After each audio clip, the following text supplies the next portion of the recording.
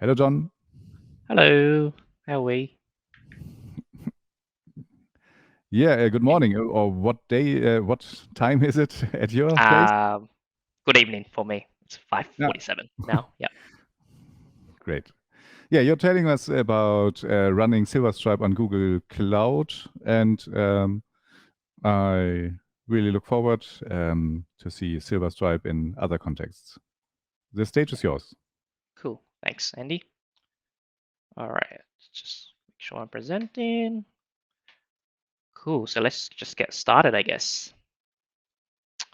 Yeah, so to start with a bit of introduction of myself, my name's John, or for those who hang out on the community Slack channel, you might also know me as Joker Su. And on that channel, I do try to answer some questions, but a lot of the times I do ask a lot of silly questions at the same time. So, okay, cool. Yep, so as Andy mentioned, I'm from Australia, where if you haven't actually been there before, it's actually one of the most dangerous places on Earth. I mean, we have kangaroos and all sorts of, dangerous animals. And I'm currently living in Wollongong, which is just about 80 kilometers south of Sydney. Yeah, so in my day-to-day, I'm a software engineer at a company called Xpon Technologies. And at Xpon, we deliver end-to-end solutions which help simplify the marketing and customer experience for our more than 180 customers globally. And our offerings basically cover, the whole modern digital experience. So that's everything from, app modernization, by building Silverstripe applications, to also being quite heavily involved in the, MarTech and AdTech space. We also do like a really lot of really cool stuff with emerging technologies like XR360 digital experiences, as well as machine learning AI. So we've been a Silverstripe partner in some shape or form since 2009. And we do also happen to be an Australian partner for the Google marketing platform as well as Google Cloud, which is kind of where this talk came from, just because we work at the intersection of Google Cloud and Silverstripe.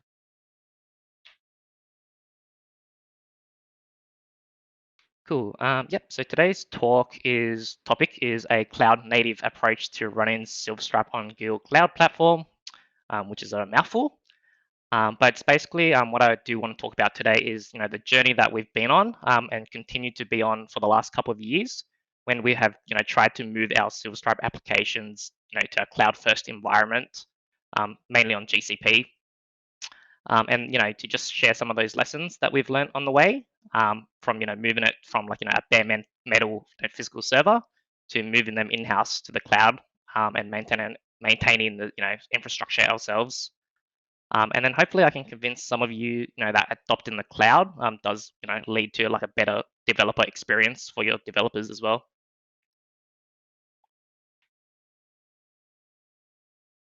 So to just give a high-level overview of the talk, for the first part, I'll just basically be giving some history, as some context and background as to how we got to where we are now, and then just a really high-level introduction into what it means by when we say taking a cloud-native approach. And then after that, I'll basically be start deep diving into different GCP components you could potentially use with Silverstripe, and then show how you can configure Silverstripe so that you can, connect to those services to get a Silverstripe stack up and running pretty quickly. And then at the end, I'll just basically wrap up with some items, which I think it's good knowledge to have in the back of your mind when you're working with GCP and Silverstripe. Cool. So, okay, so basically, just as a preface, to get started working in GCP, like you don't really need much. All you really do need is a Silverstripe 4 project, and a GCP account. I haven't actually tried running a Silverstripe 3 project on GCP, but since Silverstripe 3 is actually end of life as of today, so we can just safely ignore it. And then just another key important thing that I really want to point out is, you don't have to be a kick-ass, DevOps engineer. Like some developers really don't like having to, handle all this server and infrastructure stuff and prefer just to, write code. But I hope that I can show you that, to start using GCP, you don't need that infrastructure background. So what you do need though is a basic knowledge of Silverstripe, And if you know the difference between a CPU and RAM, that's pretty much all you need to get started. Okay, so if we just went back to the beginning of where this journey started for us. Yeah, so back in the day, like the majority of Silverstripe projects you typically had were, these really simple public-facing websites. And, there wasn't actually that much to them. So most of these websites were, just a couple of different, page types. We might have put a couple of, different block types on them, and then also add some, bespoke features like, a forum for people who like, are from 2000, or, some kind of payment gateway. And, that's was pretty much the types of websites that we were working with. Yep, and just because these websites, they're not very resource intensive. So what we used to do was basically just rent a shared server somewhere, and then we just chuck like 16 websites on the same shared server. And then basically what you would do is you have a virtual host file on that server, and then you just direct the traffic for a domain to a particular directory. Um, and these websites, they're not doing crypto mining, so it's completely fine for them to share the resources for the server. And it works reasonably well. So like it's not ideal, but if I had to rate it, I'll give it a 7, maybe a 6 out of 10. But for these small businesses, it was quite cost effective, and it was enough to get the website up and running. Yeah, so if we fast forward a couple of years, those types of websites that we were starting to see was changing, and the type of clients and projects that we were starting to interact with were becoming bigger and bigger. So we started getting a lot of medium-sized as well as enterprise clients. So that's everything from government departments to non-profits to local councils to enterprise intranets. So there was just this whole broad spectrum of big projects that were coming in, which had a much higher requirement and standard than a brochure website for the local corner store. And then as part of these applications, there was also a lot more complex business logic. And then when you did that tender process to apply for these projects, you basically had to guarantee like a certain amount of uptime each year, and that you had a secure solution, and then you had to do like penetration testing and all kind of things. Yes, and so with that shared hosting setup that we originally had, you can quite easily imagine there was a bit of issues when you started putting these bigger size projects. And then in some cases, we might even put in like a Magento store on the same server, and then that would just basically hog all the memory, and then make crash basically. And then another disadvantage of that shared hosting approach is just the cost per scalability. So basically, there's only so much CPU and RAM you can add to that shared server until it gets really expensive.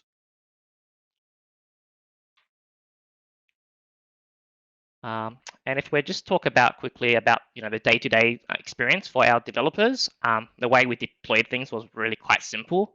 Like all we did was SSH onto the server, go into the directory, run a git pull, and then run dev build. And then you hope that it works. But then in some cases, the deployment or dev build will fail when you're in production. And then there was no really easy way for us to perform a quick rollback to the previous versions. I mean, we like there are ways around this. I mean, you can create a backup directory and then do a database dump, then do a git pull. But then it just seemed like a lot of additional manual work that wasn't really required and wasn't fun to do either. We also did try, try to go for like a managed hosting service. So basically, getting a third party to manage our infrastructure for us, which is all great because they're professionals at this kind of thing. But there were still some issues, particularly just around like relying on them to install software packages. So for example, if you wanted Next.js, you needed to get them to install Node.js for you on the server, and then some hosting providers didn't offer that. There's obviously that cost and fees to that management, fees involved as well. And then just in general, like the support this response time from support, unless the site was completely down, and then you get on the phone with them for non-urgent requests, there was usually a turnaround time which could take anywhere up from a day to 2 weeks, depending on how busy that provider actually was. We also did try other cloud providers like AWS and try and run it on EC2 and Beanstalk in-house. But it did feel like the developers were doing a lot more infrastructure maintenance when that same time could be spent building features that actually deliver business value for clients. Cool. Yeah, so I guess the checklist of what we were kind of after was infrastructure that was basically simple but enough to maintain, but like also could be scaled when you had more and more custom users on the website. We also just wanted to give like a good developer experience for deployment. So that's making it really easy for developers to push features into prod and then roll back if something bad happens. And then most importantly is this concept of self-service. We just really wanted developers the ability to be able to self-service themselves and don't rely like on a third party or person. Just working under the assumption that the developers who write the code understand the code the best, and they should therefore be able to deploy that code and fix it if anything happens. And then backups and monitoring and login, that kind of thing is also good for any crazy days. Okay, so that was the old way that we used to do things, and then we basically decided to try and look for new ways, to do development day to day. So one thing that we came across was this concept of a cloud native approach, which according to Wikipedia is an approach in software development that utilizes cloud computing to build and run scalable applications in modern dynamic environments, such as public, private, and hybrid clouds, which kind of seems pretty straightforward when you read it. But then you Google something like cloud native landscape, and then this is what you get. It's almost as bad as the JavaScript ecosystem. So it's really hard to just easily explain what is a cloud native approach. And then, to add to the confusion, you also get all these buzzy keywords that everyone mentions. So, things like, serverless, fully managed services, which just adds to the confusion of what a cloud native approach is. So surprise, surprise, there are actually servers in serverless services. So each, cloud provider will define serverless as something different. But generally, if you're thinking of it from like a high level, it's about eliminating that layer of infrastructure management, so that the provider themselves is responsible for all that infrastructure, while the developers really only have to worry about the code that gets run on those services. And then these serverless services typically can auto scale as you need, and you just pay for what you use. Closely related to the concept of serverless is also this concept of managed services. So this is where you basically don't have to worry anything about the server or infrastructure management. You just need to focus basically on using that service and not setting it up. And then the cloud provider like AWS or GCP or Azure, they'll just basically be responsible for configuring all the hardware, scaling it when you need more resources, and then maintaining and applying any security patches. So these aren't really, set in stone definitions of serverless or, fully managed services. But the main thing to get about these concepts is it's really about, focusing on that business value that you can deliver, and write the code the way that you want to, without actually having to worry about, configuring and maintaining this underlying infrastructure which runs the code.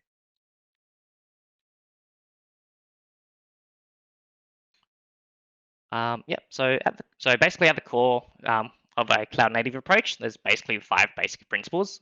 So the first one is really good for developers. It's basically automate anything that you can. So basically, if you have to do a thing multiple times, just automate it if you can. There's also this concept of stateless components. So basically, when you're designing a cloud infrastructure, you want to basically try and make it as stateless as possible, so that you can destroy it and tear it down, and then if you rebuild it, it'll just be exactly the same. So where the state is immutable. And another thing about cloud native is also just with managed services. So if there's a managed service available for what you're trying to do, just use them, just because they exist for a reason, and they do save a lot of time and save cost by removing that operational overhead. And then just with cloud architecture, it's also quite important to note that each component is separate, but they still integrate with each other. So you do need to build like security in mind and protect each component from each other. And then the last principle, I guess, is the only constant with cloud architecture is change. So cloud native architecture is always evolving, and should just always should be trying to optimize and improve it. What you currently have, and then try and simplify things as much as possible.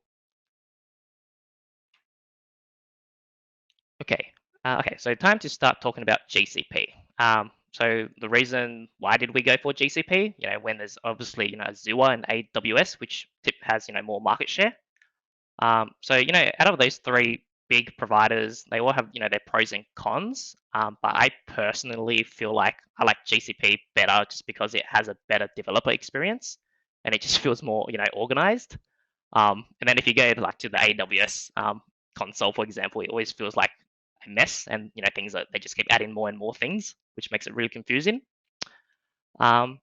But I think the real place where GCP shines over AWS and Azure is that it covers basically that whole modern digital experience, which is just your more than your website hosting. So after you put a website on a server and it goes live, an organization's digital maturity would obviously mature, and then other things like MarTech and AdTech then start playing a lot more important role in their digital strategy. And GCP just does a lot better in the data and the ad tech and martech space with their analytics and big data tools like Google Analytics, BigQuery, Looker. So it's just really good. So that's kind of the reason that we decided to go with GCP and keep everything in the one cloud, so we could offer the full end-to-end solution to our clients. Okay, yeah, so this is just an overview of the different GCP services available, which pretty much covers everything that you want to out of a cloud provider. But then the day-to-day stuff you use is just in this first column here. Okay, so now let's talk about how you can get started with Silverstripe and GCP and a potential architecture that you could run. One thing to note is this is just a really rough MVP approach to show you basically one way that you can use Silverstripe with GCP. It's not necessarily the best way, but it's a bare minimum architecture that you can, is really simple to get started up and running really quick. And then you can just change and add stuff to it as you mature and to get it production ready. Cool, so let's dive in. Okay, so when you think about a Silverstripe project, there's usually three key components to it. So there's obviously, the asset storage for storing all the CMS files, as well as, the uploaded files that people upload. There's obviously, the database for holding all that data. And then there's usually either an Apache or Nginx server, which runs the application code and is responsible for routing the traffic to the index.php file. So in our GCP architecture, we're just going to be leveraging three key components, which will cover each of these three elements of a Silverstripe stack. Yeah, so the idea is pretty simple. So we'll basically have some traffic coming into our server environment from a desktop computer or mobile phone.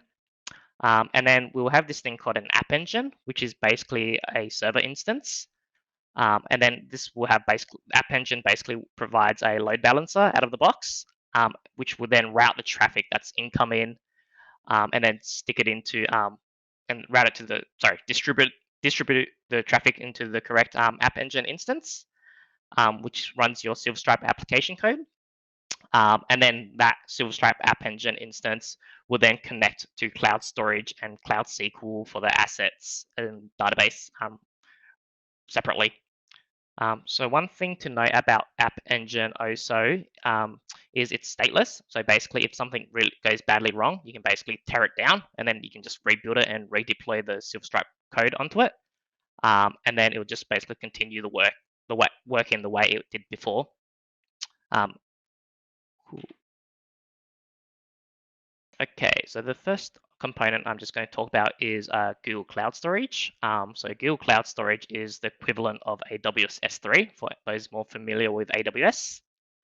And it pretty much works, exactly the same way. So it basically stores, objects. So like, files like, Word docs, PDFs, images, videos, pretty much anything. You could even, host a static website off it if you want. And then also like AWS S3, the pricing model is pretty much the same. So you basically get priced for how long you store things for, what storage type you're using, as well as network cost. And it is quite hard to compare the pricing between like, GCP and AWS. But if you're talking about solely storage, GCP is cheaper than AWS.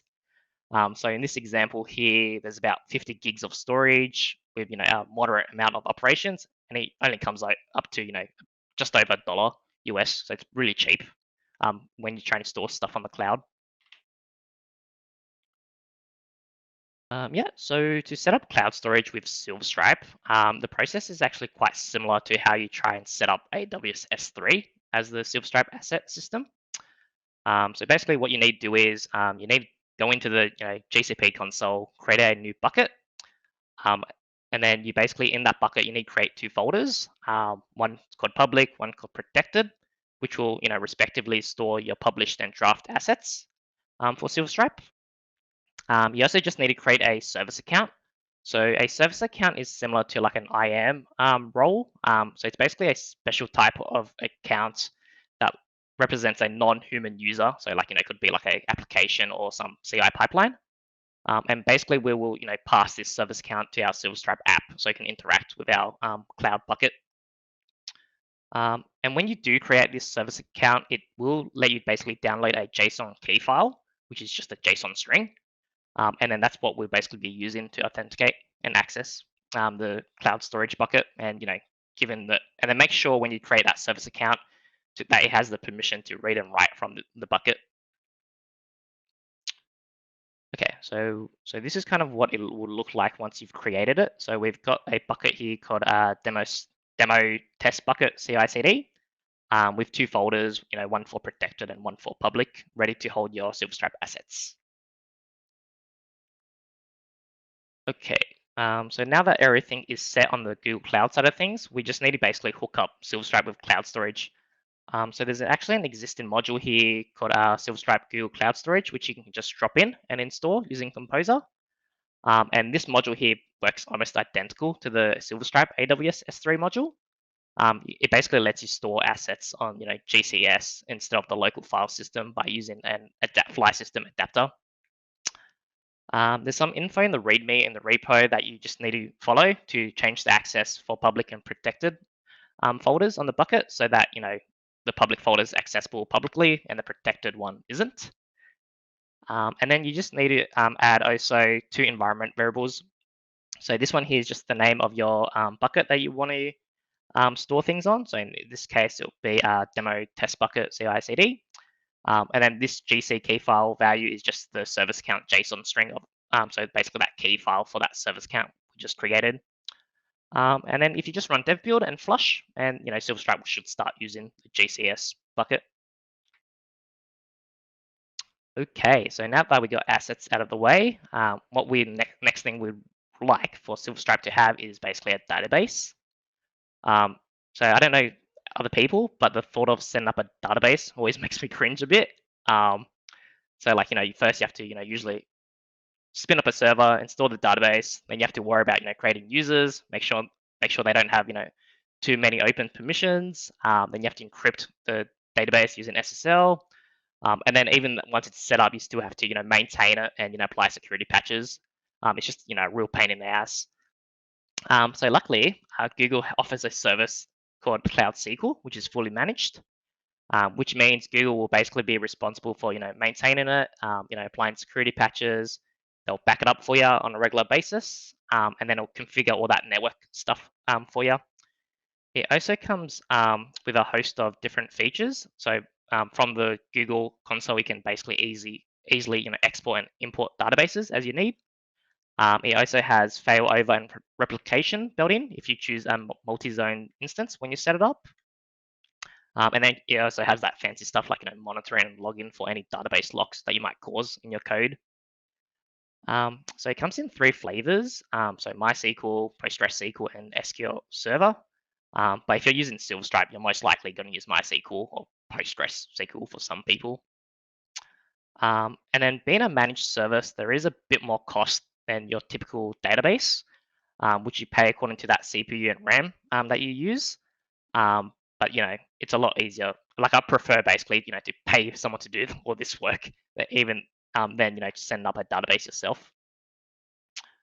If you don't want to use Cloud SQL, that's completely fine. You can just spin up a virtual machine, install a database on it, and then just maintain it yourself. But it's just a bad idea. Personally, I don't like it. Another cool feature of Cloud SQL is it also has this Auth proxy built in, which basically lets you connect your web applications securely to Cloud SQL without actually having to configure that network or configure SSL. So the Auth proxy will basically sit in between your in between Cloud SQL and your Silverstripe application, and then all your Silverstripe app actually has to do is connect to the proxy. And then any traffic in between the two will just basically get automatically encrypted using TOS 1.2. Okay, so to set up Cloud SQL for Silverstripe, it's quite simple. So the first thing you do is you jump into the Google Web Console, and then you enable the two APIs, so you can actually use the Cloud SQL service. Then you go to the Cloud SQL page in GCP. You click on the create a MySQL instance, and then all you have to do is really, give it a name, choose what database flavor and version you'd like. So in this case, it's MySQL 5.7.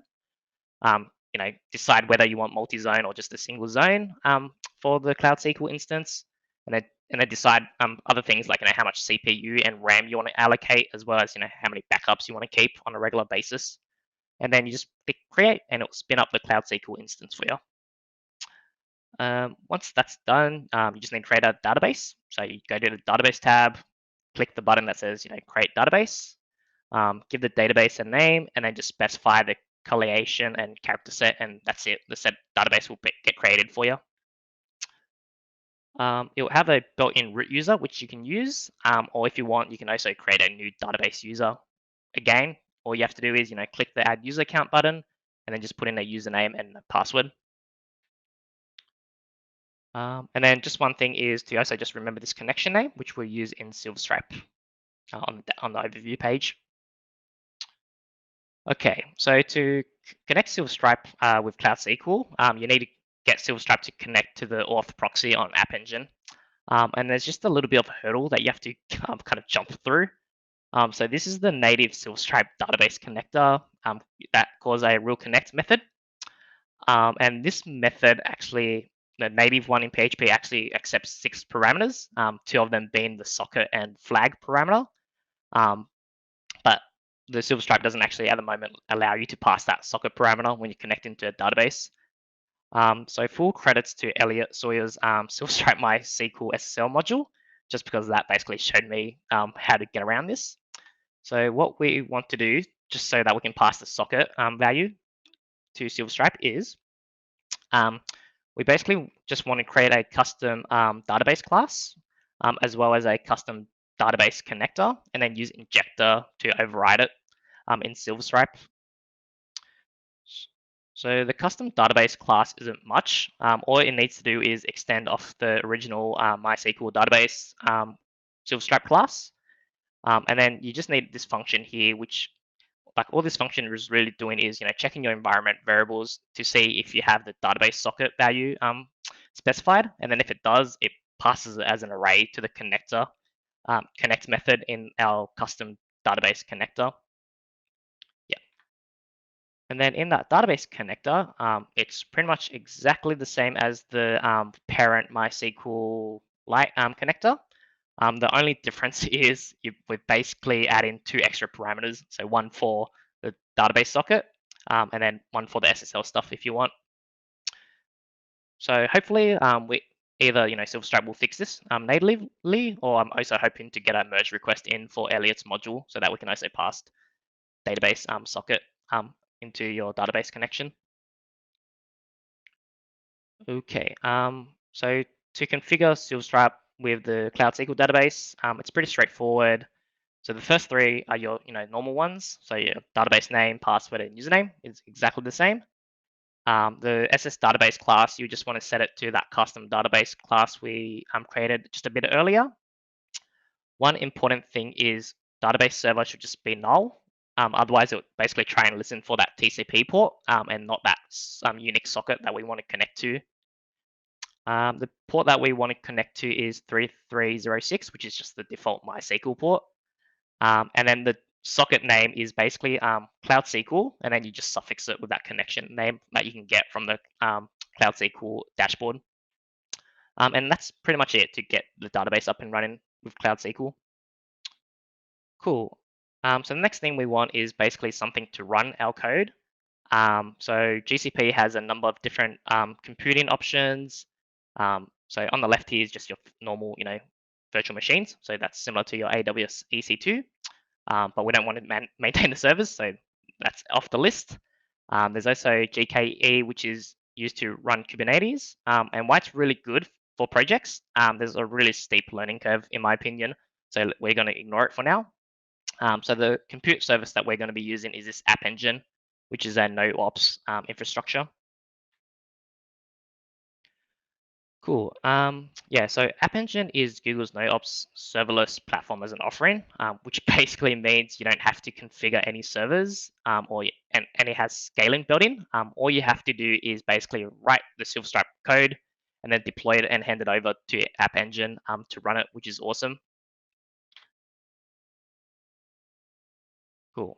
So the fact that you can just write code and give it to App Engine is really good, and it also means that every problem that you're likely to encounter when you're deploying or working with a prod website is likely going to be a code problem and not an infrastructure problem.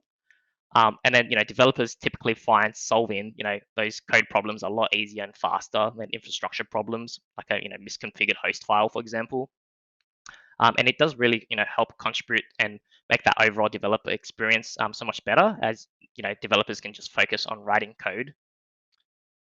Yeah, so there's two different types of App Engine environments you can use. One's called standard and flexible. If you're using App Engine with Silverstripe, I just recommend using this flexible one, just because standard has some restrictions, which makes it really hard to get Silverstripe up and running on it.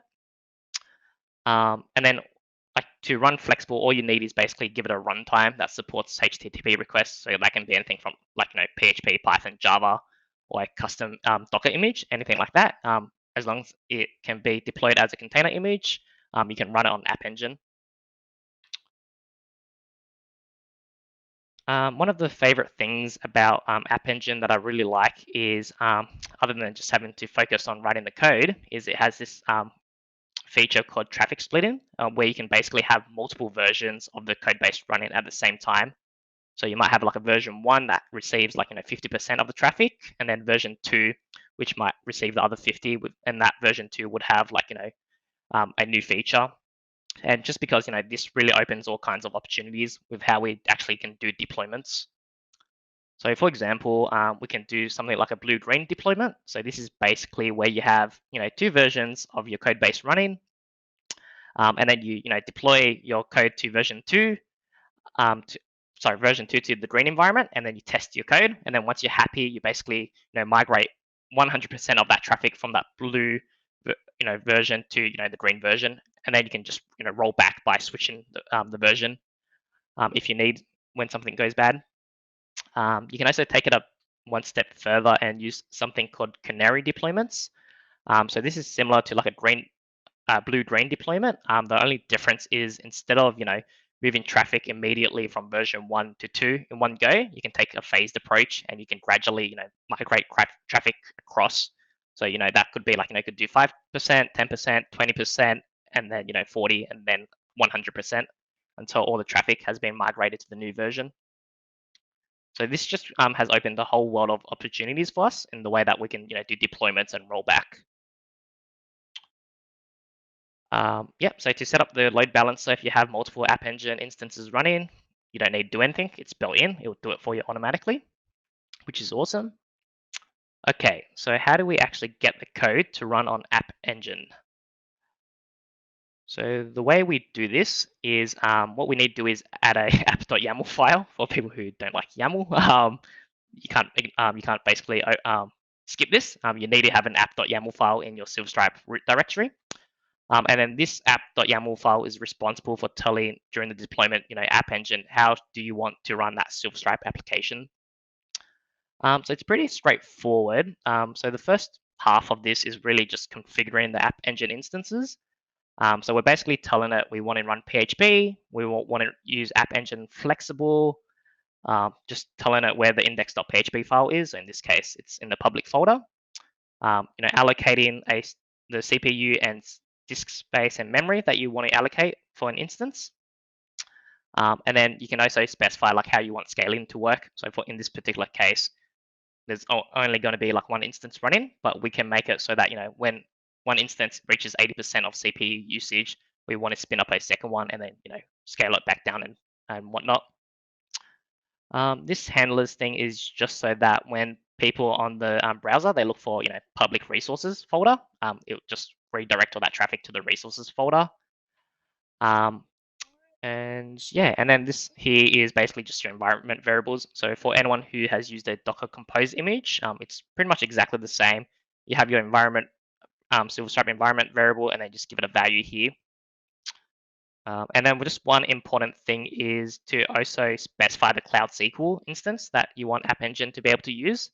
And then App Engine will automatically enable that connection and say, hey, you can connect to the Cloud SQL instance we created. And then to install packages, so when you deploy to App Engine, it'll basically install any dependencies from your Composer file. For some companies who might have like a private repo that's not publicly accessible, you can just add an auth.json file into your project, and then just add a token, and then App Engine will basically be able to use this token to read from the private repo and install your dependencies for you. Yep. So App Engine by default will have a number of PHP extensions installed already, but then they just might not be enabled. So to run a Silverstripe app, most of it is already enabled for you. The only key ones is really just this extension, internalization PHP extension. And then to basically get App Engine to install it, you can either include it in your composer.json as a dependency, or the other option is you can also stick a php.ini file in the project root, which App Engine can also pick up. And then this line here is basically just telling App Engine what type of PHP version we want to run. So in this case, 7.3. Cool. And then to actually do the deployment, what you need to do is you just need to install this G-Cloud SDK on the command line, and then just add some credentials to it so you can deploy to App Engine. And then basically from the Silverstripe root directory, all you need to do is run gcloud app deploy app.yaml, and that will basically start triggering a deployment to App Engine for you. You can also pass additional flags into this command in case you want, if you don't want to, have multiple versions, in case you want to just override the current version, that kind of thing, you can pass it as extra flags. And then once the command has finished running, App Engine will basically give you a App Engine subdomain temporary URL, which you can just use and you can access the site. So just with that gcloud deploy command, so what actually happens under the hood? So what happens is when you run this command, it will trigger a deployment, and then Cloud Build, which is Google's CI/CD service. It will just basically grab that Silverstripe code base you've given it, build it into an image, and then store that image inside Cloud Storage bucket.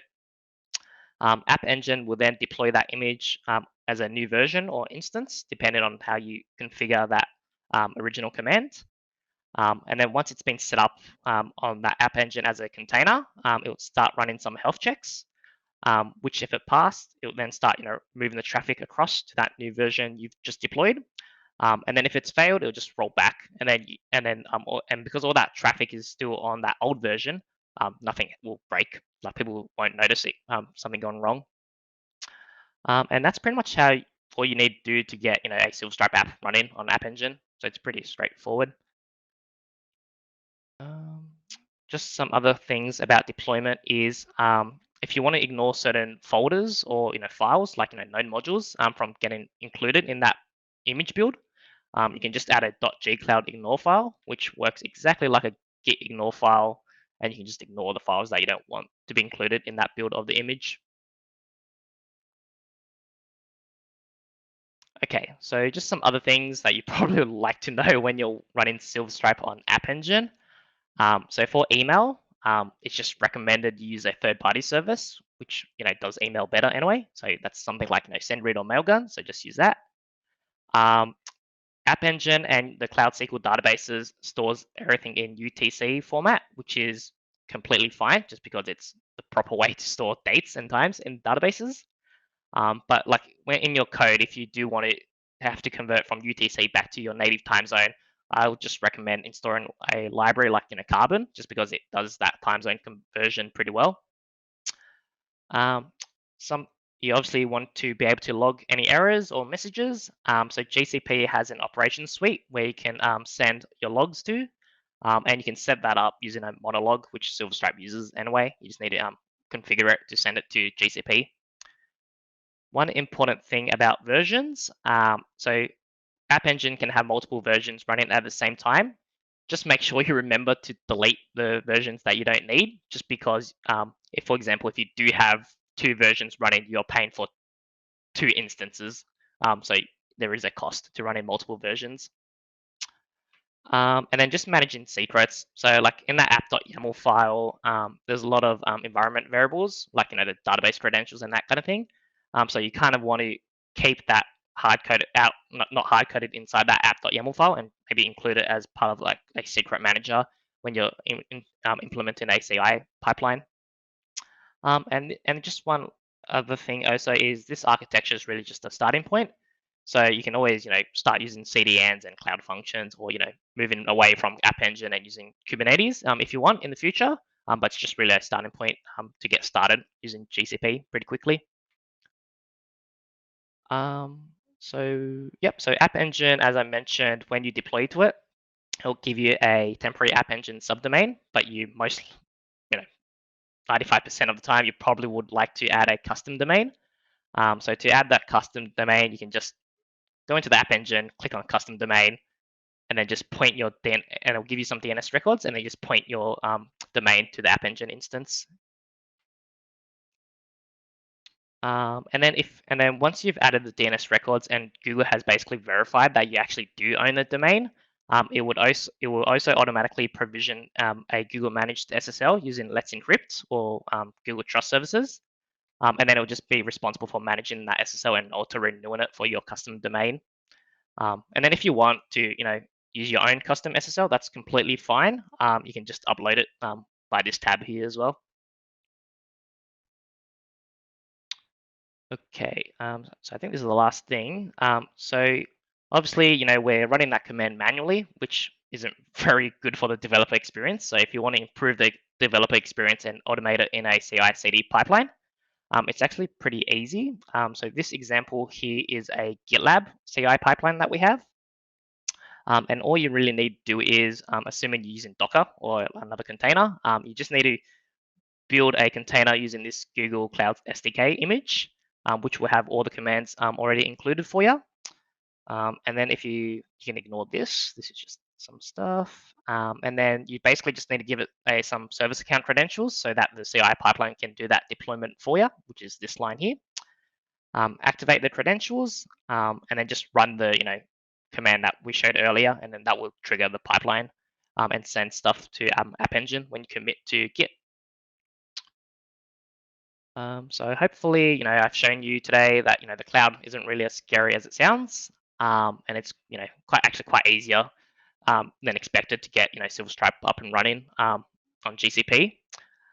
So thanks for listening. And just one last thing is, if anyone does accidentally rake up a really huge cloud bill, I won't take any responsibility. So thanks. Very good. Thank you, Jon. Yeah, we just spoke about forgotten servers that add to the bill on cloud services.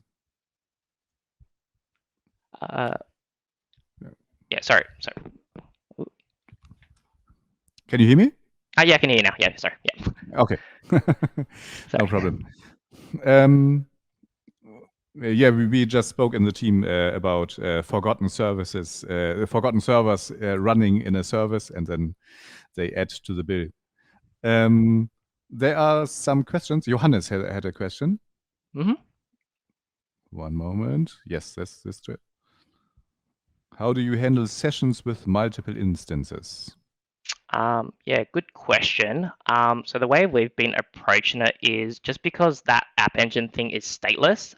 So we're basically keeping all that session information inside the database, just because the database is always there. So I think there's a Silverstripe module that we use. From top of my head, I think it's called Hybrid Sessions or something similar, and it basically it will store that session thing inside the database as opposed to locally on the server. Yeah. Okay. Yeah, thank you. And then Giancarlo has a longer question. How to leverage fault tolerance in load balancing? How to leverage? I don't get how to answer that, but maybe you know? Yeah, good questions. For example, yes. Sorry, I'm a bit confused about the multiple DB. Yeah, so I haven't actually done that myself. So at the moment, we've always been going with a single database, like Cloud SQL, and we haven't actually had a container for it. And then just with the web containers, again, it's always, even if it's always been like a single image that we build, and then it's connected to that single cloud storage bucket. But for the fault tolerancy, we do usually have it like in a multi-zone, so that it, if it does fail, it'll fail over, and then just use the other bucket that we have set up. Okay. Yeah, thank you. And the last question from Canada: would you be able, Dave? Would you be able to run a front-end build through this pipeline as well? I think if you have So like a front-end React build, for example. yes, I think that's Yeah. So App Engine flexible as long as you package it up as an image, you can run it on App Engine pretty much. So yeah. Okay. Yeah. Thank you very much, Jon. It was very cool. nice, and it was a unique topic. Thank you. Yeah. Thanks. See you again.